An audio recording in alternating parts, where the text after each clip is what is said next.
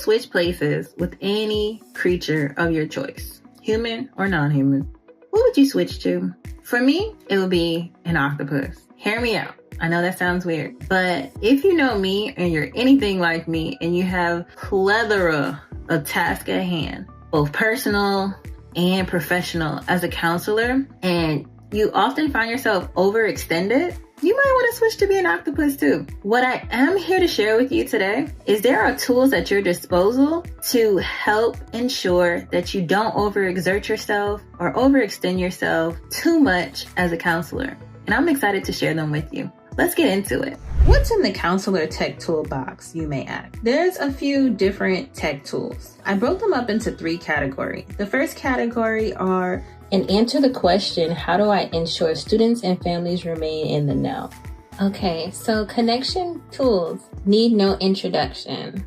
They are popular social media platforms that we almost all use to stay connected. We're going to start with probably one of the most popular, which is Instagram. It's been around for a while. Many of us scroll through. The next one, TikTok. The newbie on the block, where people are gravitating towards to get their info. And then Facebook. I don't really tune in as much as I used to, but it is still a tool that I have and that I use to connect with my family, especially my family from afar and those in the older generation.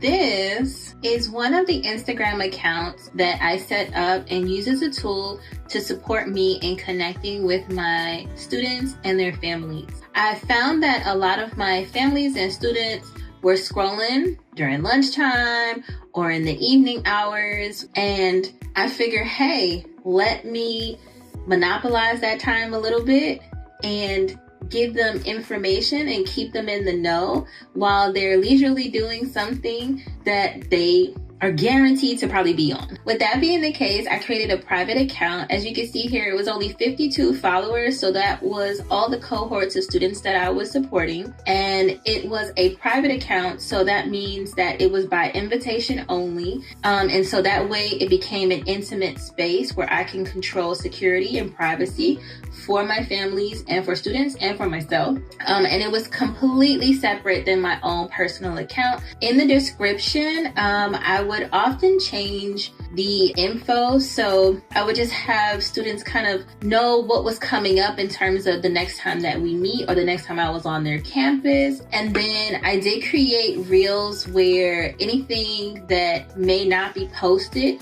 or saved anymore was saved in different categories so students could go back at any time and kind of reference, or parents could do the same. In terms of the actual post, some of the topics included applying to summer learning opportunities or different scholarship opportunities. I also created stories and posts to celebrate my students' birthdays, and so I would do birthday spotlights, or if they got accepted into programs, I would spotlight programs they were accepted into or scholarships they received, or even their college acceptances. I also created stories and posts where I not just gave students reminders, but if I needed really quick information in real time, I would put polls into some of my stories and posts where students would get a chance to respond. So if they hadn't seen that email or hadn't answered that text message that I sent, they could simply answer from their phone while they are on Instagram,